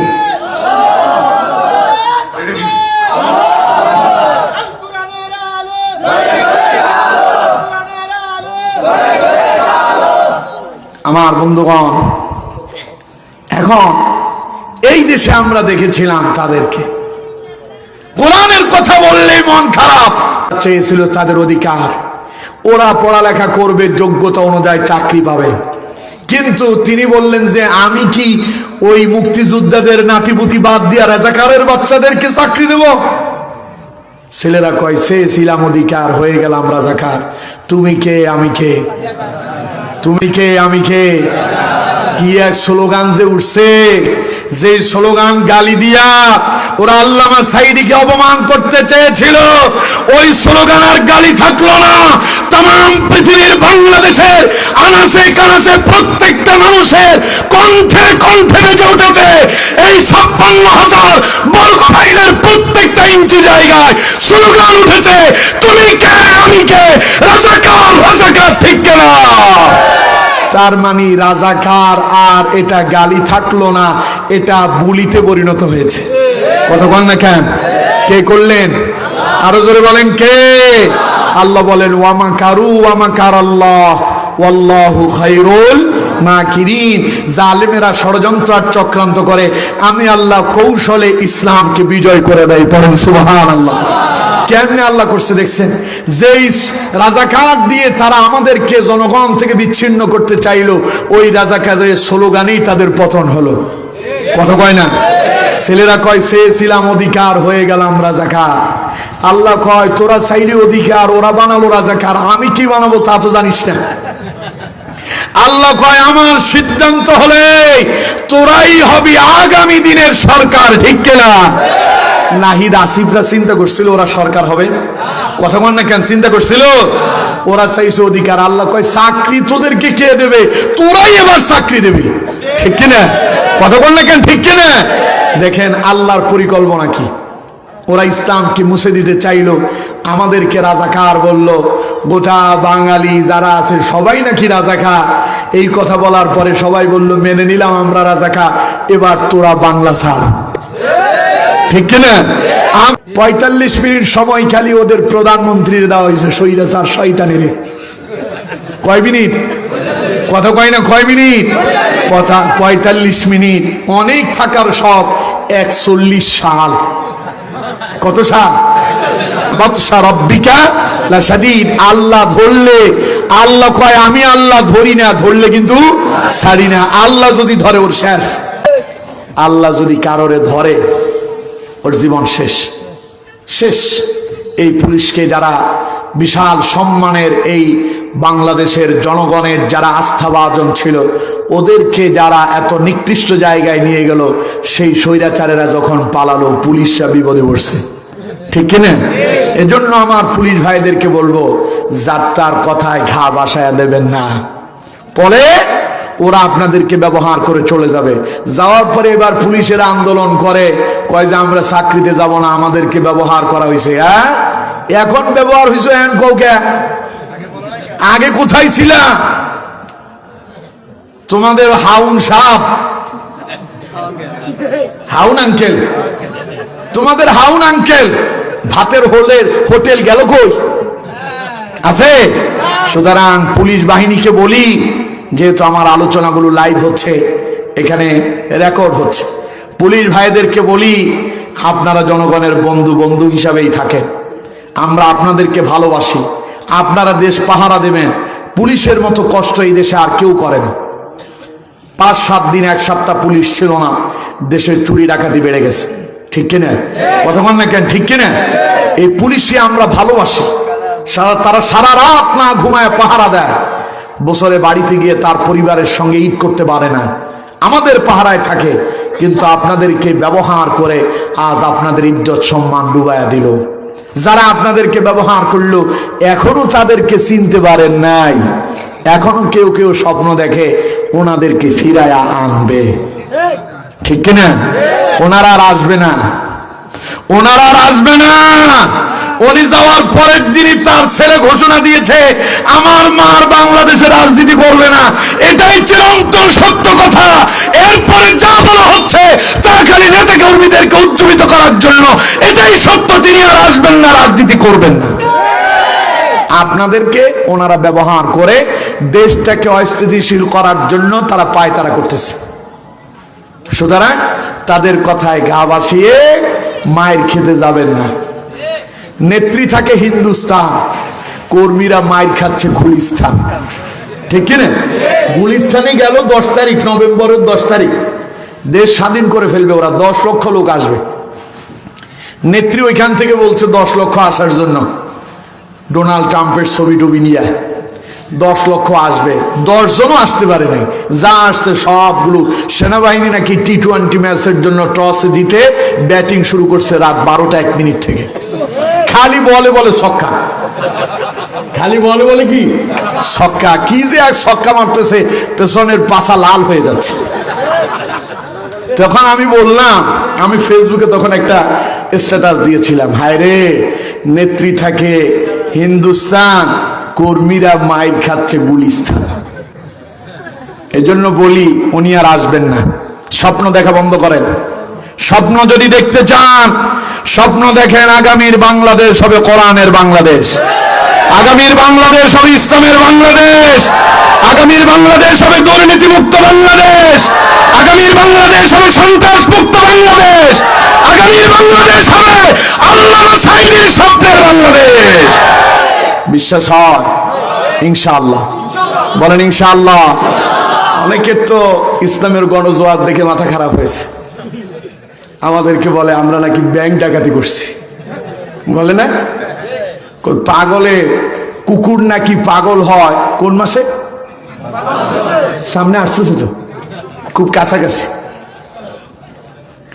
আপনাদেরকে আমরা সম্মান করি, আপনারা আমাদের সঙ্গে 16 বছর ছিলেন, আগামীতে থাকেন তা আমরা চাই। কোরআনের গণজোয়ার দেখে পাগল হবেন না। আপনারা জনগণের সঙ্গে ছিলেন, জনগণের সাথে থাকেন। যদি কোরআনের বিরোধিতা করেন, ওরা বিরোধিতা করে দেশ ছেড়ে পালাতে বাধ্য হয়েছে। আপনারা যদি কোরআনের বিপক্ষে যান, জনগণ থেকে বিচ্ছিন্ন হয়ে যাবেন, ঠিক কিনা? আগামীর বাংলাদেশ জনগণ চায় দুর্নীতি মুক্ত বাংলাদেশ। সেই বাংলাদেশ গড়ার জন্য কোরআনের দরকার আছে না নাই? কোরআনের কথা শুনলে যাদের কলিজায় আগুন লাগে, বুঝবেন ওরা এখনো কোরআনের বিরুদ্ধে আছে, ঠিক কিনা? থাকলে লাভ হবে না বন্ধু, লাভ হবে না। যেটা পারে নাই ফেরাউন, পারে নাই নমরুদ, আবু জাহেল, আবু লাহাবরা ইসলামের গণজোয়ার নিভাই দিতে পারে নাই, ঠেকাতে পারে নাই। তুমি যে স্বপ্ন দেখছো ওটা তোমার মিছে স্বপ্ন, তোমার এই স্বপ্ন বাস্তবায়ন হবে না। 54 বছর এই দেশের জনগণ তোমাদেরকে দেখেছে, এবার এই দেশের জনগণ আল্লাহর কোরআন পার্লামেন্টে দেখতে চায়, ঠিক কিনা? আপনারা কারে কারা কোরআনের পক্ষে থেকে বাংলাদেশকে কোরআন দিয়ে সাজাতে চান? 2 হাত তুলে আল্লাহর দেখান। এবার বলেন তো কোরআন কাদের? কোরআন কাদের? আমাদের বলতে মুসলমানদের। কাদের? তাহলে মুসলমানদের ধর্মীয় কিতাব শুনলে মুসলমানরা খুশি হবে না অসন্তুষ্ট হবে? এখন সভাপতি নারাজ হয়, সেক্রেটারি নারাজ হয়, ক্যাশিয়ার নারাজ হয়, মুসল্লির মন খারাপ, চেয়ারম্যান সাহেব মনে মনে চিন্তা করে, মনে হয় চেয়ারম্যানগিরি আর চলবে না, কোরআনের হক কথা শুরু হয়েছে। তাই কোরআনের হক কথা যারা বলেছিল তাদেরকে ধরে ধরে জেলখানায় বন্দী করেছিল, ঠিক কিনা? ওদেরকে আল্লাহ পাক বলছেন ওয়াল আসর, মহাকালের শপথ, তোর জীবনের কসম করে বলছি, ইন্নাল ইনসানা লাফি খুসর, তোর সময়টা যাচ্ছে ক্ষতিগ্রস্ততার মধ্য দিয়ে। তুমি যখন মরে যাবি, সাকারের ভেতরে যখন যাবি, ফেরেশতা জিজ্ঞাসা করবে মা সালাকাকুম ফি সাকার, কিরে সাকারে লিখেন? তখন আফসোস করে বলবেন ক্বালু লাম নাকু মিনাল মুসাল্লিন, আমরা তো মসজিদে মুসল্লি হতে পারি নাই। মসজিদে মুসল্লি হব কি করে? ইমাম সাহেব যখন কোরআন দিয়ে হক কথা বলতো, বহু মুসল্লি জুমা না পড়েও বেরিয়ে যেত। ইতিহাস আছে এরকম, এখনো আছে। আপনাদের চট্টগ্রামের এক বক্তা গত কিছুদিন আগে আমার সাথে এক জায়গায় মাহফিল করলো। তো আমার আগে উনি আলোচনা করছিলেন, আলোচনা শেষে তিনি বললেন যে আমি যখন আলোচনা করলাম বিজয় দিবস নিয়ে সূরা নাসরের উপর, ইযা জা নাসরুল্লাহি ওয়াল ফাত, এই সূরার উপরে যখন আলোচনা করতে গিয়ে আমি বারংবার যখন বলেছিলাম জাতির পিতা ইব্রাহিম আলাইহিস সালাম, এই ওয়াজ করার কারণে আমার মসজিদ থেকে একজন মুসল্লি নামাজ না পড়ে উঠে গেছে। আবার আমি যেখানে পেশ ইমাম, আমার খতিব যিনি ওই মসজিদের, আমি এক জায়গার পেশ ইমাম, এক জায়গার খতিব, যদিও যেখানে পেশ ইমাম ওইখানে আমি 4-5 মাস থাকি না, বাকি সময়টা এখন তো মাহফিলে আছি, ওইখানে এখন আমার পরিবর্তে আমার ছোট ভাই ডিউটি করে। এখন ছোট ভাই ডিউটি করতেছে, আমি গেলে আবার আমি করব। তা আমি তেমন একটা সময় দিতে পারি না। ওনাদেরকে বলছে আমারে বিদায় দেন। ওনারা কয় বিদায় হবে না, আপনি যতক্ষণ পারেন ততক্ষণ চালাবেন, না হলে কোনো অসুবিধা নেই। এই জন্য আমি সেখান থেকে বিদায় নিতে পারি না। তো আমার সেখানে বৈষম্য বিরোধী ছাত্র আন্দোলন যখন শুরু হয়েছিল, আমার খতিব, উনি হলেন, নাম বললে আপনারা চিনবেন, উনিও বক্তা, যাকে দ্বিতীয় আজহারি বলা হয়, মাহমুদুল হাসান। চেনেন আপনারা? কক্সবাজার এবং আপনাদের এই চকরিয়াতে অনেক মাহফিল তিনি করেছেন, এখানেও আসছিলেন। হ্যাঁ, ওটা আমার বন্ধু, খুব কাছাকাছি। আমি যেখানে পেশিমাম ওইখানকার উনি খতিব। তো তিনি বৈষম্য বিরোধী ছাত্র আন্দোলনের পক্ষে বক্তব্য দেওয়ার কারণে ওই দিন ওই দলের কয়েকজন মসজিদ থেকে ডাইরেক্ট বেরিয়ে চলে গেছে, নামাজই পড়েনি। ওরা সভাপতিরে ফোন দিয়ে বলছে, এসেছিলাম অনেক আগ্রহ নিয়ে আপনার এই মসজিদে নামাজ পড়বো, আজকে আপনার খতিবের কারণে জুমাই পড়তে পারলাম না।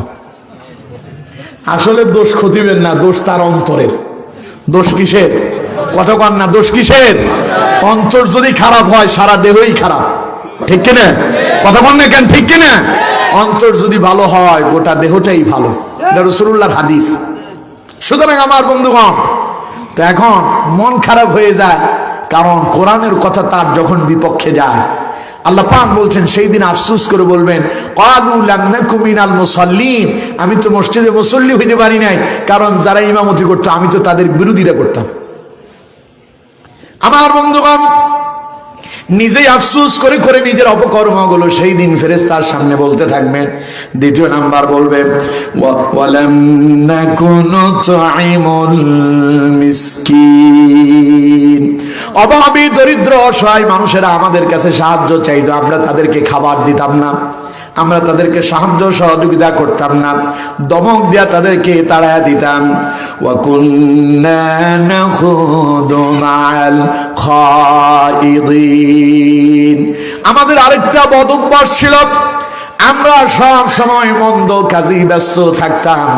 আমরা গল্প গুজবে বসে যেতাম, রাতের আধারে সবাই যখন ঘুমিয়ে যেত, আবার কেউ কেউ যখন তাহাজ্জুদের নামাজ আদায় করত, ওই গভীর রাতে আমরা জুয়ার আসরে আর মদের আসরে কাটায়া দিতাম। আফসোস করবে সেই দিন, ওয়া কুন্না নাখুদু মাআল খাইদিন, আমরা তো মন্দ কাজেই মগ্ন ছিলাম। ওয়া কুন্না নুকাযযিবু বিয়াউমিদ্দিন, দুনিয়ায় যারা সময়টারে কাজে লাগাতে পারলো না, কিয়ামতের দিন তারা বলবে, আমরা তো ওই লোক ছিলাম যারা আজকের এই দিনকে অস্বীকার করেছিলাম। আলেমরা আমাদেরকে বহুভাবেই সতর্ক করেছিল, আমরা তো তাদের কথা শুনি নাই। আমরা বলেছিলাম পরকাল বলতে কিছুই নাই, মরে যাব, মাটির সঙ্গে মিশে যাব, কে আবার আমাদের কি জিন্দা করবে, কিসের আবার হিসাব নিকাশ, আমরা তো এগুলো মেনে চলি নাই। এই জন্য আজকের এই দিনকে অস্বীকার করার কারণে জাহান্নামে আসতে হয়েছে। হাত্তা আতানাল ইয়াকিন, যখন দুনিয়া নিয়ে পাগল হয়ে পড়লাম, আকস্মিক মালাকুল মউত আসলো আর আমাদের মৃত্যু হয়ে গেল।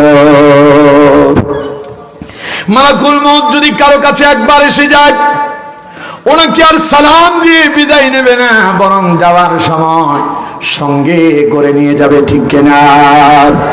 একদিন মাটির ভেতরে হবে ঘর রে মন আমার, কেন বাঁধো দালান ঘর। একদিন মাটির ভেতরে হবে ঘর রে মন আমার, কেন বাঁধো দালান ঘর। প্রাণ পাখি উড়ে যাবে পিঞ্জর ছেড়ে, ধরা দমে সবই রবে, তুমি যাবে চলে। প্রাণ পাখি উড়ে যাবে পিঞ্জর ছেড়ে, ধরা দমে সবই রবে, তুমি যাবে চলে। বন্ধু বান্ধব যত মাতা পিতা তারা শত, বন্ধু বান্ধব যত, মাতা পিতা তারা শত, সবই হবে তোমার পরে। মন আমার কেন বান্ধ দালান ঘর, একদিন মাটির ভেতরে হবে ঘরে। মন আমার কেন বান্ধ দালান ঘর। ঠিক কিনা? কথা বল না কেন? ঠিক কিনা? সেই দিন জাহান্নামে গিয়ে আফসোস করে বলবেন, হাত্তা আতানাল ইয়াকিন, আরে দুনিয়া নিয়ে পাগল ছিলাম, আকস্মিক মালাকুল মউত আসছে আর আমার মৃত্যু হয়ে গেল। এবার আফসোস করে বলবেন, ফামা তানফাউহুম শাফাআতুশ শাফিঈন, আজ বুঝি এমন কেউ নাই আমাদের জন্য সুপারিশ করবে। সুতরাং দুনিয়াতে যারা আলেমদের বিরোধিতা করছেন, ইসলামের বিরোধিতা করছেন, যারা কোরআনের বিরোধিতা করছেন, যারা পরকালে আফসোস করা ছাড়া কোনো পথ থাকবে না, ওই দিন আপনার নেতা আপনার পক্ষ নেবে না। ঠিক কিনা? নেতা কি আপনার পক্ষ নেবে? নেতা তো নিজেরই নিয়ে পাগল, কারণ আজ নেতাও ধরা পড়ছে। ঠিক কিনা? কারণ আপনার নেতা তো ছিল বেনামাজি, নেতা ছিল সুদখোর, নেতা ছিল ঘুষখোর, নেতা ছিল মদখোর, নেতা ছিল জুয়ার আসরের কারবারি, নেতা ছিল ডাকাত, নেতা ছিল দুর্নীতিবাজ। ওই নেতার অনুসরণ করবে যারা, জাহান্নামে যাবে তারা। ঠিক কিনা? এই জন্য ওই নেতাদেরকে ডিলিট করেন। নেতা একজন মুহাম্মাদুর রাসূলুল্লাহ সাল্লাল্লাহু আলাইহি ওয়াসাল্লাম। এই জন্য আমি বলি স্লোগান হবে, আমার নেতা তোমার নেতা বিশ্বনবী মুস্তাফা। এই স্লোগান দিতে পারবেন? সবাই বলেন পারবেন? দেখি আমার সঙ্গে ধরেন, আমার নেতা তোমার নেতা। আওয়াজ হয়নি, একযোগে এক আওয়াজে চিৎকার মেরে বলতে হবে, আমার নেতা তোমার নেতা, আমার নেতা তোমার নেতা, আমার নেতা তোমার নেতা। রাসূলুল্লাহর যদি নেতা বানাতে পারেন, কিয়ামতের দিন নবী শুধু আপনার জন্য সুপারিশ করবে না, আপনার জন্য সেজদায় পড়ে কাঁদবে। সুবহানাল্লাহ। আর আপনার নেতা পাগলের মতো দৌড়াতে থাকবে। আপনার নেতা কি বলবে জানেন? আপনার নেতা বলবে, ইয়া লাইতানি কুনতু তুরাবা। আর আবু বকর বললেন, না, আমি ঈমান আনছি, আমি সফলতার দিকে যাচ্ছি। কারণ ঈমান আছে যার কাছে, সেই দুনিয়াও সফল, পরকালেও সফল। সুবহানাল্লাহ। সুতরাং সফলতার জন্য প্রথম যেটা লাগবে তার নাম, সবাই বলতে হবে, তার নাম কি? ঈমান। আমি এখন আর বিস্তারিত বলবো না, 12:15 বেজে গেছে, এখন আর বিস্তারিত বলবো না, খালি অর্থ বলবো। সফলতার জন্য প্রথম যেটা প্রয়োজন সেটা বলেন নাই তো সবাই? আওয়াজ দিয়ে বলেন। 2 নাম্বার, সফলতার জন্য ঈমানের পরে লাগবে আমল। কি লাগবে? আরো জোরে বলেন। ওয়া আমিলুস সালিহাত। খালি ঈমান আনছি, আমি মুসলমান, নামাজ না পড়লে কি হয়েছে? আমার কি ঈমান কমে গেছে নাকি? এই জাতের কিছু শয়তান ডুলা হাজারে আছে না নাই? ওখানে নামাজ না পড়লে কি হয়েছে? আমার কি ঈমান কমে গেছে নাকি? পাগল জানি না তার ঈমান কমে গেছে। কারণ রাসূলুল্লাহ বলেছেন, মান তারাকা সালাতান মুতাআম্মিদান ফাকাদ কাফার। কেউ যদি ইচ্ছাকৃত এক ওয়াক্ত নামাজ ছেড়ে দেয়, সে কাফের হয়ে যায়। ওই পাগল জেনে শুনে নামাজ ছাড়ে, আবার কয় নামাজ না পড়লে কি হয়েছে? আমার কি ঈমান কমে গেছে নাকি? ওর তো ঈমানই নাই। ঠিক কিনা? কথা বলেন, ঠিক কিনা? তাহলে ঈমান আনার পরে লাগবে কি? আমল। ঈমান আনার পরে কি লাগবে? আমল। আর আমল বলা হয় সেগুলোকে যেগুলো আল্লাহ এবং তার রাসূল শিখালেন। নামাজ, রোজা, হজ, যাকাত, হালাল হারাম মেনে জীবন যাপন করার নামই হলো আমল। বুঝতে পেরেছেন? ভালো ভালো কাজ করতে হবে, খারাপ কাজ ছেড়ে দিতে হবে। খারাপ কাজ ছেড়ে দেওয়ার নাম ইবাদত, আর খারাপ কাজ করার নাম শয়তানের অনুসরণ। সুতরাং আমরা কি শয়তানের অনুসরণ করব? জোরে বলেন, শয়তানের অনুসরণ করব? তাহলে ঈমানও লাগবে, আমলও লাগবে। আল্লাযীনা আমানু ওয়া আমিলুস সালিহাত। আল্লাহ বলছেন যারা ঈমান এনেছে এবং যারা আমল সালেহ করছে।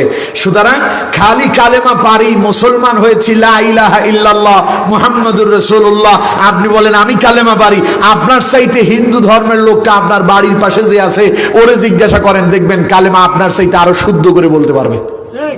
আছে না নাই? তাহলে কালেমা পারার নাম ইমানদার নয়, কালেমা মানার নাম ইমানদার। বুঝতে পেরেছেন? কালেমা মুখে উচ্চারণ করতে হবে, অন্তর বিশ্বাস করতে হবে এবং বাস্তবে আমলে পরিণত করতে হবে। কয়টা গেল? 2টা। কয়টা? আল্লাহ পাক বললেন, ইল্লাল্লাযীনা আমানু আমিলুস সালিহাত। ক্ষতিগ্রস্ততা থেকে বেঁচে গেল তারা, সফলতা পেয়ে গেল তারা, ঈমান আনলো যারা, আমল সালেহ করলো যারা। এবার আল্লাহ পাক বলেন খালি ঈমান আনলেই হবে না, আমল করলে হবে না, এবার যা যা করতেছ ভালো কাজের দিকে মানুষকে দাওয়াতও দিতে হবে। ওয়াতাওয়াসাউ বিল হক। এবার আল্লাহ পাক বললেন আমার বান্দারে দুনিয়া এবং আখিরাতে যদি সফল হতে চাও কালেমার দাওয়াত দিতে থাকো। কিসের দাওয়াত? হকের দাওয়াত দিতে হবে। হক হলো কোরআন, সত্য হলো কি? হক মানে সত্য। হক মানে কি? সবাই বলেন হক মানে কি? সত্য। হক মানে কি? আর সত্য হলো কি? সত্য হলো কি? সত্য আল্লাহ, সত্য কি? সত্য নবী, সত্য জান্নাত, সত্য জাহান্নাম। বিশ্বাস হয়? কতক্ষণ বিশ্বাস হয়? এবার মানুষদেরকে জাহান্নাম থেকে বাঁচানোর জন্য দাওয়াতি কাজ করতে হবে, জান্নাতের দিকে ডাকতে হবে, আল্লাহর দিকে ডাকতে হবে, কোরআনের পথে আসতে হবে, কোরআনের পক্ষে দাওয়াতি কাজ করতে হবে। এই কাজ করতে পারলেই দুনিয়াও সফল হবেন, পরকালেও সফল হবেন। আল্লাহ তাআলা আপনাকে এই সার্টিফিকেট দিয়েছেন, পড়েন সুবহানাল্লাহ। তাহলে ঈমানের পরে আমল, আমলের পরে দাওয়াতি কাজ, হকের দাওয়াত। কিসের দাওয়াত? সবাই বলেন কিসের দাওয়াত? না আপনার দুনিয়ার রাজনৈতিক দলের দিকে ডাকতে হবে, হ্যাঁ, মার্কার দিকে? আল্লাহ কোরআনের দিকে। কোরআন যেই দিকে আমরাও, কথা বলেন না কেন, কোরআন যেই দিকে আমরাও, যদি কোরআনের সঙ্গে থাকতে পারেন এই দাওয়াতি কাজ করতে গেলে বিপদ আসবে। ওয়াতাওয়াসাউ বিল হক, হকের দাওয়াত দিলেই বিপদ আসবে। এই জন্য 4 নম্বর আল্লাহ পাক বলেছেন ওয়াতাওয়াসাউ বিস সাবর। হকের দাওয়াত দিলে বিপদ আসবে, আর ওই বিপদে এবার ধৈর্যের দাওয়াত দিতে হবে। কিসের দাওয়াত? সবাই বলেন। পরম চরম ধৈর্য যেটা আমি দেখেছি 5ই আগস্টে তারা পালিয়ে যাওয়ার আগে ইসলামী আন্দোলনকে নিষিদ্ধ করে দিল। 3 দিন আগে, কয়দিন আগে? 3 দিন আগে নিষিদ্ধ করলো। নিষিদ্ধ করে দেওয়ার পরে ওই ইসলামী আন্দোলনের আমির জামাত ডাক্তার শফিকুর রহমান সাহেব বলেছেন কোনো মিছিল হবে না, কোনো মিটিং হবে না, প্রতিবাদ হবে না, ধৈর্য ধারণ করো। সুবহানাল্লাহ বললেন না? একটা মিছিলও নাই, একটা প্রতিবাদ নাই, একটা সংবাদ সম্মেলনও করেন নাই, একদম ধৈর্যের সাথে মোকাবেলা করেছেন। সকলকে ধৈর্যের দাওয়াত দিলেন, সবাই ধৈর্য ধারণ করলো। 3 দিনের মাথায় ইসলামের বিজয় হলো, জালেম পালাতে বাধ্য হলো। সুবহানাল্লাহ কোন? পড়েন সুবহানাল্লাহ। বিজয়টা এবার কেমনে আসছে দেখেন। সেনাপ্রধানকে জিজ্ঞাসা করা হলো, বৈঠক হয়েছে রাজনৈতিক দলদের সাথে। সেনাপ্রধানকে জিজ্ঞাসা করা হলো আজকে কাদের সঙ্গে বৈঠক করেছে। শুরুতেই ওই দলের নাম নিয়ে শুরু করছে, 16 বছর যাদেরকে নিষিদ্ধ করার জন্য চেষ্টা চলেছিল। ঠিক কিনা? জোরে বলেন ঠিক কিনা? তার মানে হকের দাওয়াত দিলে বিপদ আসবে, আর ওই বিপদে ধৈর্যের দাওয়াত দিতে হবে। এর উপর ইস্তেকামত থাকলেই সফলতা পাওয়া যাবে। ঠিক কিনা? আল্লাহ পাক বলছেন সফল হবেন তারা 4টা কাজ করবেন যারা। কয়টা? আরো জোরে বলেন। 1 নাম্বার আল্লাযীনা আমানু, ঈমান আনতে হবে। 2 নাম্বার ওয়া আমিলুস সালিহাত, আমল সালেহ করতে হবে। 3 নাম্বার ওয়াতাওয়াসাউ বিল হক, হকের দাওয়াত দিতে হবে। 4 নাম্বার ওয়াতাওয়াসাউ বিস সাবর, হকের দাওয়াত দিলে বিপদ মুসিবত আসবে, জেল হবে, হামলা হবে, মামলা হবে, জেলখানায় ঢুকাবে, ফাঁসির কাস্টে নিয়ে যাওয়া হবে। দেখেন ইসলামী আন্দোলনের প্রথম সারির নেতাদেরকে, মাওলানা মতিউর রহমান নিজামী সাহেবকে যখন ফাঁসির কাস্টে নিয়ে যাওয়া হচ্ছিল, আগ মুহূর্তে পরিবারের সঙ্গে দেখা করলেন। ছেলেকে জিজ্ঞাসা করতেছে, আব্বু আমার যে নিয়ে যাওয়া হবে ফাঁসি দিবে, কোন পোশাক পরবো? সুবহানাল্লাহ বলেন না? আমি কি লুঙ্গি আর ফতোয়া পরবো না পাঞ্জাবি পায়জামা পরবো? ছেলে বলতেছে, আব্বু পাঞ্জাবি পায়জামা আপনারা খুব ভালো মানায়, আর আপনি ওইটা পড়তে পছন্দ করেন, সুতরাং ওইটাই পরে যাবেন। সুবহানাল্লাহ কোন? আচ্ছা কোন তো, উনি কি কারো বাড়িতে বেড়াতে যাচ্ছিল? কথা বলেন, বেড়াতে যাচ্ছিল? কোথায় যাচ্ছে? মরতে যাচ্ছে, মরতে, অর্থাৎ তারে ফাঁসি দেওয়া হবে। এখন দুনিয়ার মানুষ কোথায় বেড়াতে গেলে নতুন জামা পরে, ঠিক কিনা? কথা বলেন ঠিক কিনা? জালেমরা মনে করছিল তারে ফাঁসির কাস্টে ঝুলাইয়া দিচ্ছে, ওরা ভয় ভীতস্ত হয়ে যাবে। বারবার তাদেরকে বলা হয়েছিল আপনারা রাষ্ট্রপ্রধানের কাছে, রাষ্ট্রপতির কাছে ক্ষমা ভিক্ষা চান, জীবন ভিক্ষা চান। ওনারা বলেছিলেন জীবন দেওয়ার নেওয়ার মালিক একজন, তিনি আল্লাহ। যদি ক্ষমা চাইতে হয় আল্লাহর কাছে চাই, দুনিয়ার কারো কাছে মাথা নত করতে পারি না। এই জন্য আল্লাহর সঙ্গে দিদার করার জন্য কোরআনের হক কথা বলেছেন। তারা জানেন আমরা কোরআনের পক্ষে ছিলাম, আমরা কোন রাজাকার ছিলাম না, আমরা দর্শনকারী ছিলাম না, আমরা জানাকার ছিলাম না, আমরা লুটতরাজ ছিলাম না। আমরা কোরআনের পক্ষ অবলম্বন করার কারণে জালেমরা আমাদেরকে ফাঁসি দিচ্ছে। এই ফাঁসি না, একটু পরেই জান্নাতে আল্লাহর সঙ্গে আমাদের দিদার হবে। আমরা আমাদের রবের সঙ্গে আলিঙ্গনের জন্য তৈরি হয়েছি, তাই নতুন পোশাক পরে আল্লাহর সঙ্গে দিদারের জন্য তৈরি হয়েছে। বলেন সুবহানাল্লাহ। কি ধৈর্য, পরম ধৈর্য। সুবহানাল্লাহ। আর নেতা কর্মীদেরকে বললেন, আমাদের এই রক্তের বিনিময় ধৈর্যের সাথে কোরআনের রাজ কায়েম করতে হবে। সুবহানাল্লাহ। ওনারা বলেছিলেন, আমাদের এই রক্তের বিনিময় দেশে হাঙ্গামা নয়, সন্ত্রাস নয়। আমরা চাই যেই জমিনে ইসলামী আন্দোলনের নেতাদের রক্ত ঝরেছে, ওই জমিনে ওই রক্তের বদলা হবে কোরআনের রাজ কায়েমের মধ্য দিয়ে। ঠিক কিনা? যদি বলেন ঠিক কিনা? মনে রাখতে হবে, কোরআনের রাজ কায়েম করার জন্য আমরা কিন্তু এক ধাপ এগিয়ে গিয়েছি। পড়েন আলহামদুলিল্লাহ। কয় ধাপ এগিয়ে গেলাম? সবাই বলেন কয় ধাপ? হযরত ওমর যখন ইসলাম কবুল করছেন, রাসূলুল্লাহ বলেছেন ইসলামের একটা বিজয় এসেছে। সুবহানাল্লাহ। আর একটা বিজয়ের অপেক্ষা, তা হলো মক্কা মদিনা রাসূলুল্লাহর আয়ত্তে আসা।